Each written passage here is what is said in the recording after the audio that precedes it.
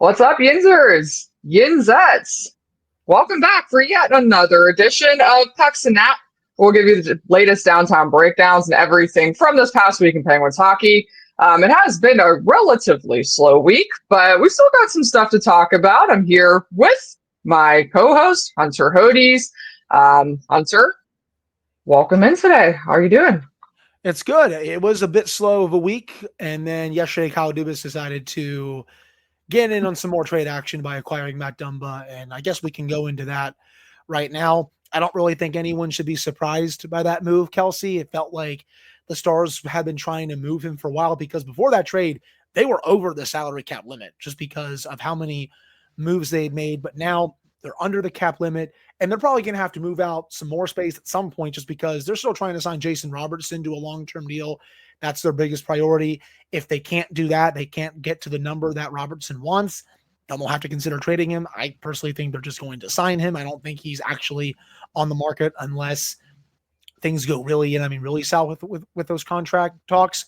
But Dumba had been on the market for a while, and this had been someone that I had seen some people talk about as a potential target just because you can get the Stars to attach something to it, and that's the biggest thing at the end of the day. You get the 2028 second-round pick, and as I'm writing for a column that's about to be published on the Hockey News, Kelsey, there's no guarantee the Penguins even make that selection 3 years from now.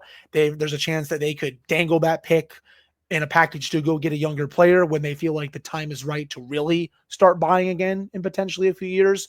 So we'll see. Like that's the main thing. And then for Dumba, he's not good anymore. Everyone knows that. Doesn't bring the offense that he used to. He's not as physical as he used to be. But I think the Penguins' logic here is we're getting the 2028 second. That's what matters.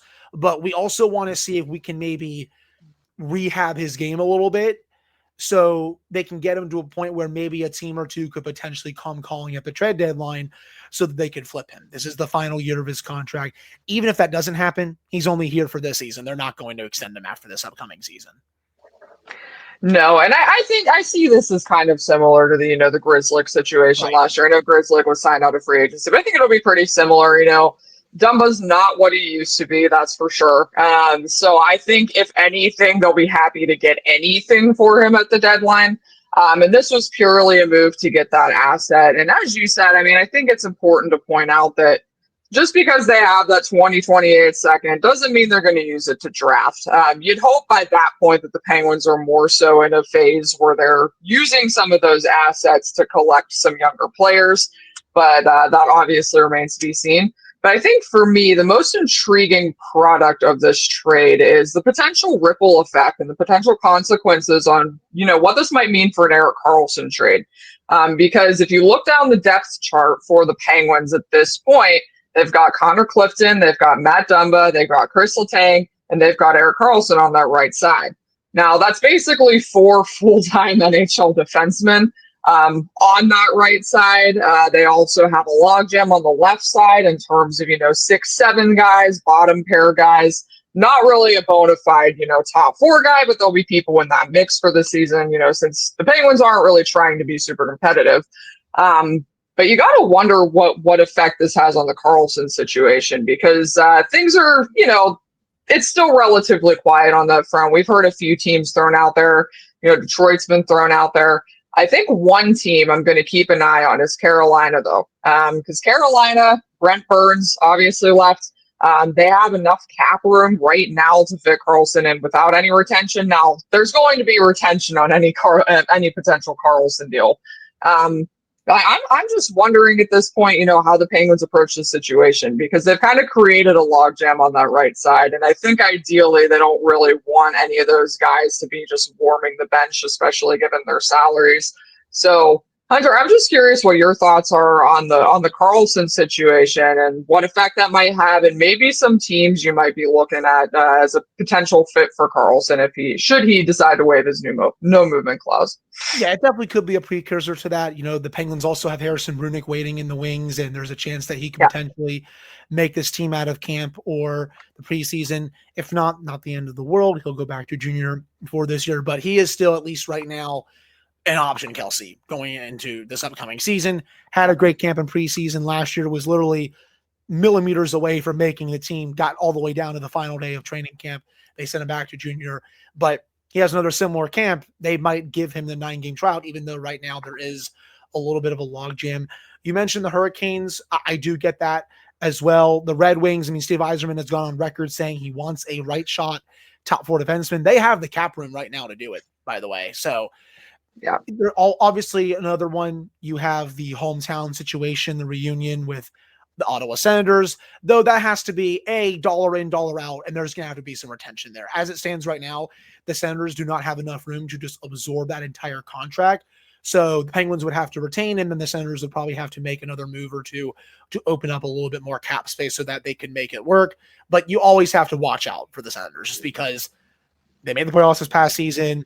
A lot of Sens fans obviously very much love Erik Karlsson for everything he did for that franchise over the years. It will be kind of a storybook little ending, I guess, for their fans and their organization, all that. So that's another team that kind of stands out to me. I know some people have thrown out Vegas out there, but they just don't have the room right now. Even with Pietrangelo on LTIR, Kelsey, they're using that room for Marner. So they'd have to open up a lot more room for Karlsson. I just really don't see that. I've seen a couple people throw out Tampa Bay. They have less cap space. They don't even have 1.5 million of cap space right now. So they'd have to make a whole bunch of moves as well. You know, I've seen Elliot Friedman point out Florida and Dallas. Don't think those are going to happen at this rate when you look at their salary cap situations. Like the options, it feels like as of right now are dwindling a little bit. But again, it's only July 11th. Like there's plenty of time for some teams to maybe open up cap space if they want to. There will be interest, but right now, as we sit here on July 11th, there's not as many teams that I could see it being a true fit. There's a few, but it's not as many. Yeah, I guess probably the only other team that's semi on my radar is the Toronto Maple Leafs. Now, I do think the Toronto Maple Leafs still should prioritize an upgrade in the top 6, or at least another, piece on their forward unit to kind of offset that loss for Mitch Marner. I know they've kind of been in the rumor mill about Rickard Rakell and Brian Rust. But yeah, I mean, they've got a tick over 5 million in cap space, 5.3 million in cap space right now. So with some contracts moving out and some maneuverability, they might be able to make something work. But for me, I think Carolina's number 1 on the radar. Ottawa, you can't discount, like you said, just for the hometown reunion factor and just Karlsson's comfortability there. Because that's the thing at the end of the day. I mean, he has to waive his no movement clause. So, I mean, that's the whole workaround with the situation. I like the idea of Detroit, but that's another question mark. Would Karlsson waive to go to Detroit? He has 2 years remaining on his contract. If he doesn't think the Yzer plan is going to bear fruit in the next 2 seasons, maybe that's somewhere that he wants to kind of hold off on. But we'll just have to see how that situation plays out. And you mentioned Harrison Brunick, and I think that's a good segue into our next topic because it has been reported. Now, obviously, there's a new CBA to take effect for next season. It is rumored that part of that CBA is a slight rule change that wouldn't affect Harrison Brunick, unfortunately, this season, but could affect some Penguins prospects and just prospects going forward in general. And that's as part of the new CBA, and this isn't confirmed, this is just per sources by Frank Saravalli, that in the new CBA, they'll allow each NHL team to place one 19-year-old CHL player in the AHL per season.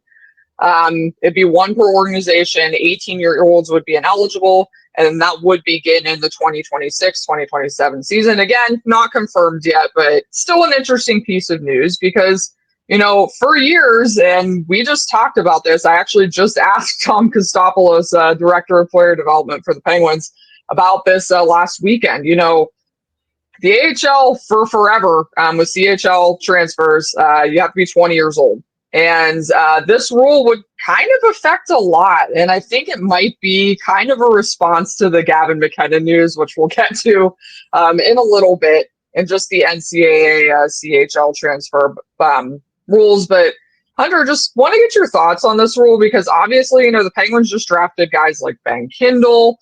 Obviously, with next year, you don't know what's going to happen. I'd imagine that Gavin McKenna, if the Penguins would win the lottery, would be in the NHL right away.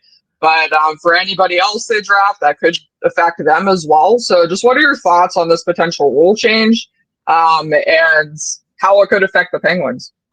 Well, I do think it's good league-wide. It looks like it might be limited to just one player, but still, that's better than none, Kelsey. Like, you can have one player, probably your top prospect that's in junior league, play for one of your farm teams, and it's just better for development that way. Like, I would love for this year, if Harrison Brunick did not make the Penguins, for him to play Wilkes-Barre. It sucks that it's not going to be for this upcoming season. For next season, he'll already be, again, 20 years old. So that's not going to be valid for him. But for someone like, a Ben Kindle, we'll have to see what happens with, Bill Zonin as well. This could be very beneficial for both of those players. And then also other junior players around the league. I also will say that, you could see more junior players now that Gavin McKenna's at Penn State opt to go to college. Like, it's also going to be so huge for Penn State because they already had such a dream season this past year. They got to the Frozen Four. Now you get Gavin McKenna, you get Jackson Smith. Once Gavin McKenna's name is called number one, it'll say Penn State right after. That program is going to be shot right up. Like, they're going to have a lot of interest from top prospects now that someone like McKenna is going there. And I mean, I am of the opinion that I think a lot of these top junior players should be going to the NCAA because I think they'll be playing against better players. It's better for their development. For example, Will Horkoff, I thought he was decent in development camp. I think he's in a really good spot at Michigan. It's one of the top programs in the country. He spent about a half a season there, looked decent after his kind of season with the U.S. development program. Now I want to see what he can do in a full season at Michigan. And you can say that for a lot of these other players that are going to college and potentially other players that will be going to college after.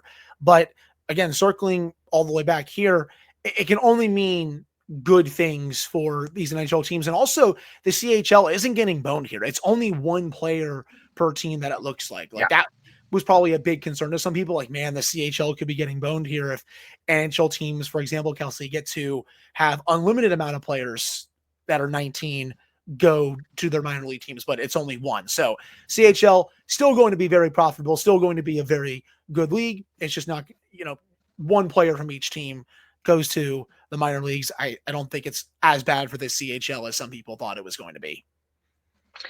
Yeah, I mean, I think especially when you think through the lens of, again, 18-year-olds won't be allowed. They have to still be 19, according to the report. So, I mean, I think it's one of those things I've heard from a lot of people, that are worried about, not Gavin McKenna caliber players, because I'm not sure that exists in the next couple of years.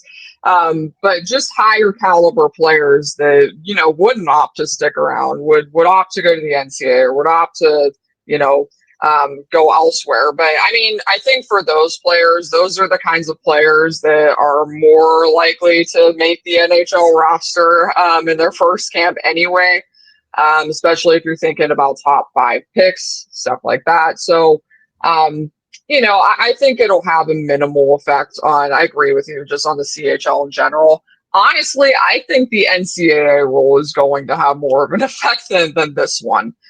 Because, I think this McKenna going to Penn State, committing to Penn State, kind of may have opened a whole can of worms for especially higher profile junior players that want that assurance to be able to work around some of the loopholes and everything and commit to the NCAA. Because like you said, it is a higher degree of competition.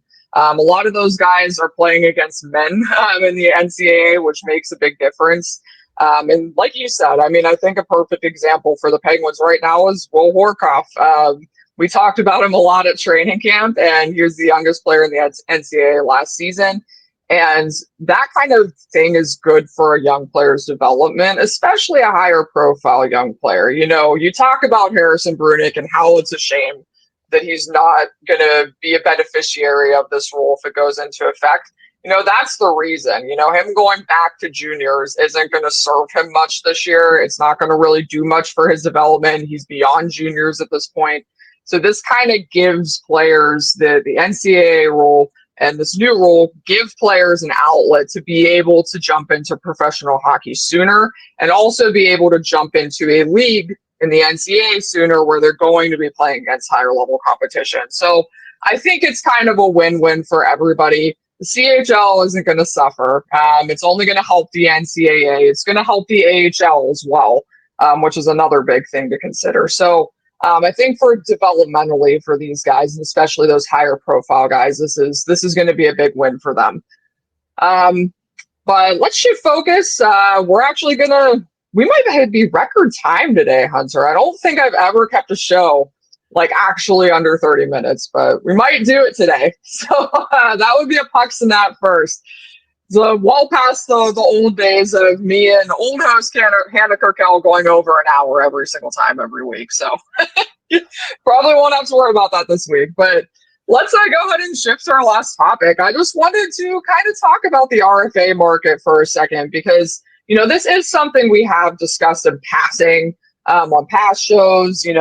We discussed Bowen Byram a little bit. And I do want to kind of circle back to that because it appears that, nobody wants to meet the asking price for what the Buffalo Sabres want for Bowen Byram.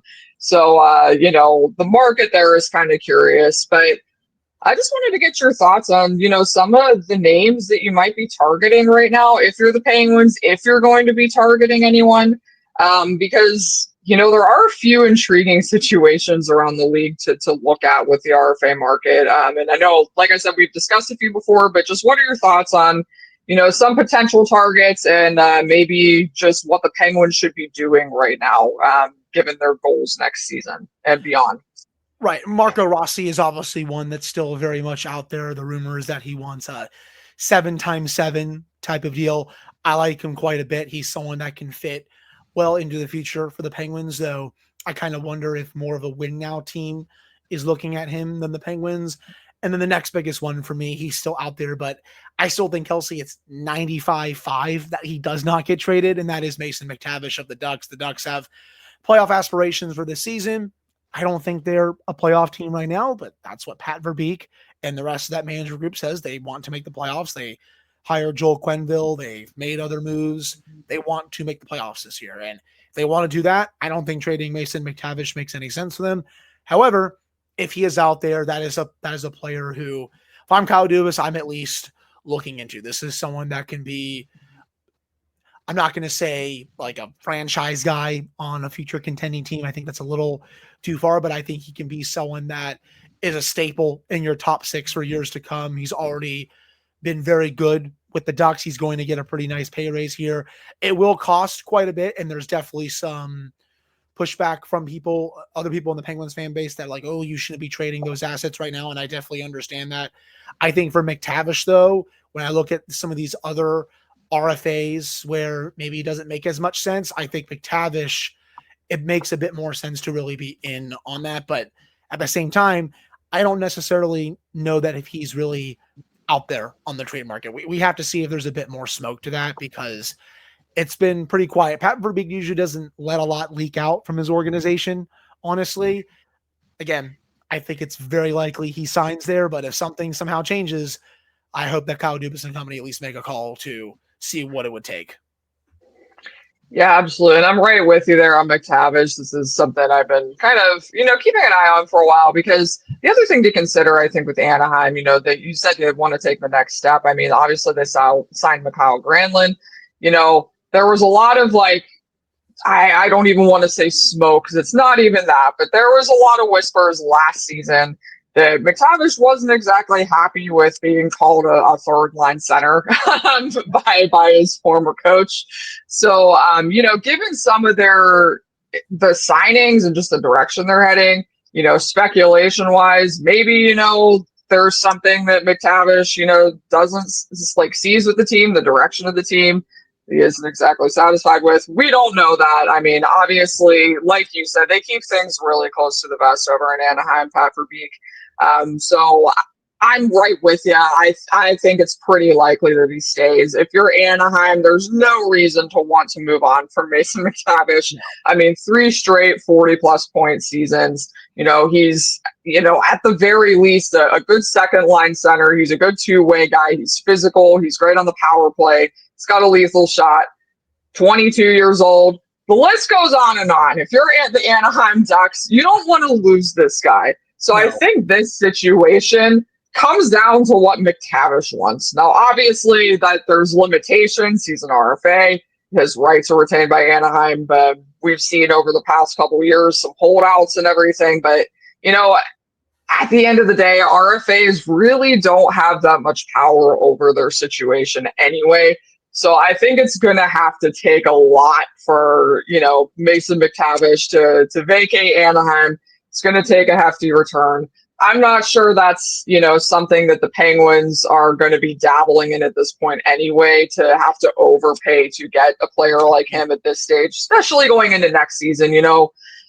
I've said this a million times. Kyle Dubas has reiterated they want to get this rebuild done as urgently as possible. There's no timeline on it, but it stands to reason that if they did hit the lottery next season, or if they did draft a player that they think is going to make an impact right away, maybe they start kind of putting things into motion next offseason.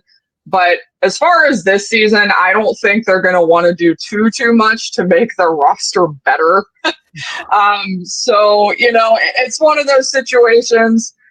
You can circle back in a year or so, or, whatever they decide to do with McTavish, whether this is going to be another bridge deal, short term, whether they're going to try to sign him a little longer term, we'll see.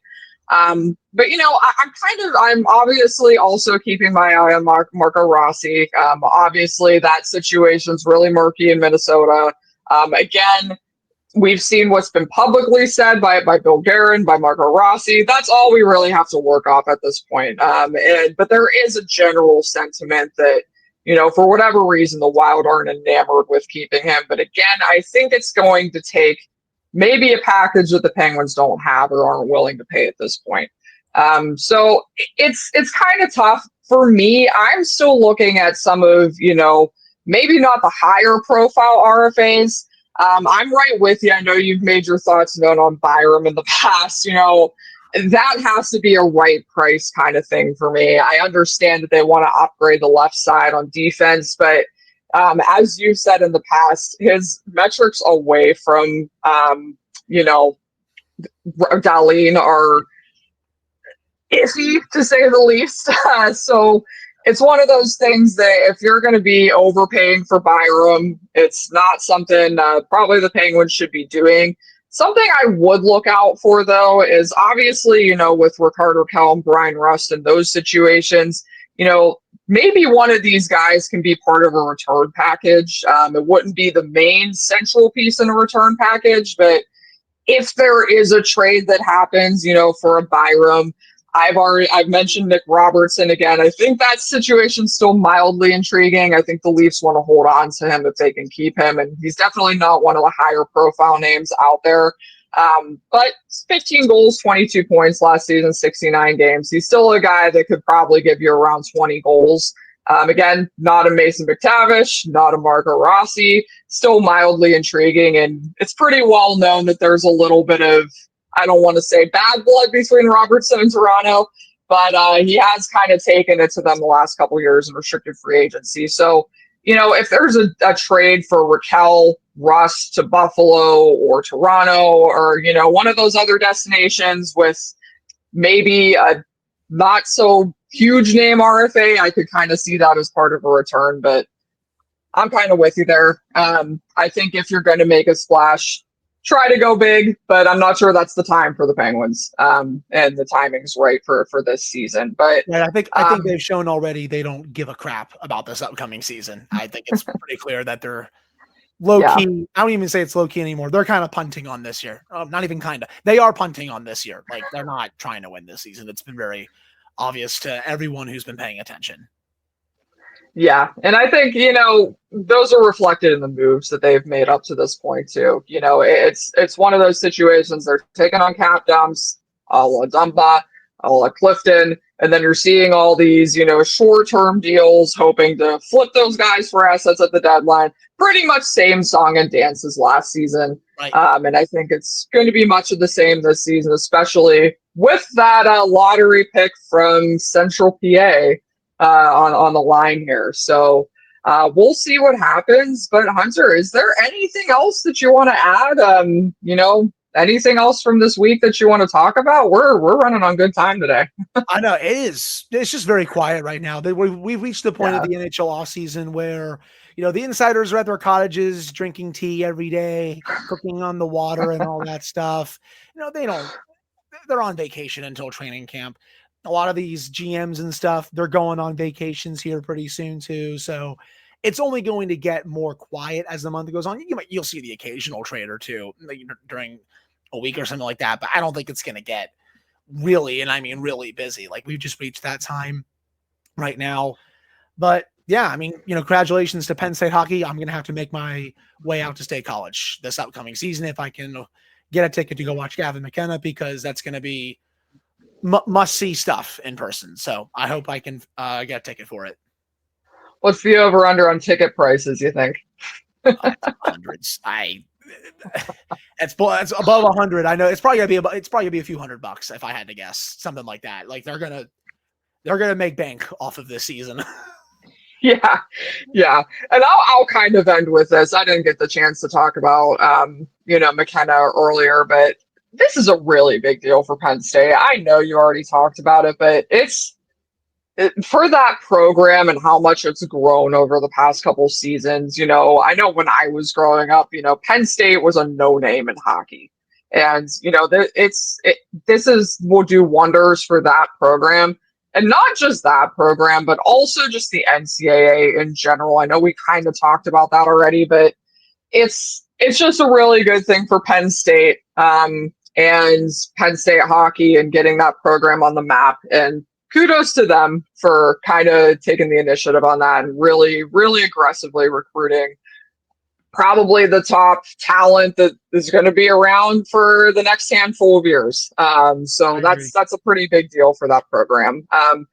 But anyway, I'm Kelsey Surmat4. You can find me on X at Kelsey_Surmat4. Read my work on the Hockey News Penguins website. We're going to have some blog series coming up for you, so stay tuned for that. Hunter, give them a reminder where they can find you.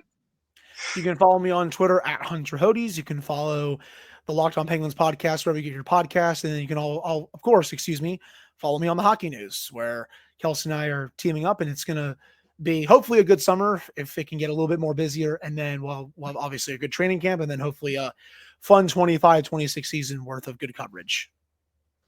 Yeah, looking forward to it for sure. This should be a fun year. Maybe not for the Penguins, but for coverage of the Penguins, it should be a fun year. So all right, guys. Well, thanks for tuning in. As usual, like we said last week, we'll get a more consistent day for you, and we'll let you know as soon as that happens. But in the meantime, stay out of trouble and that.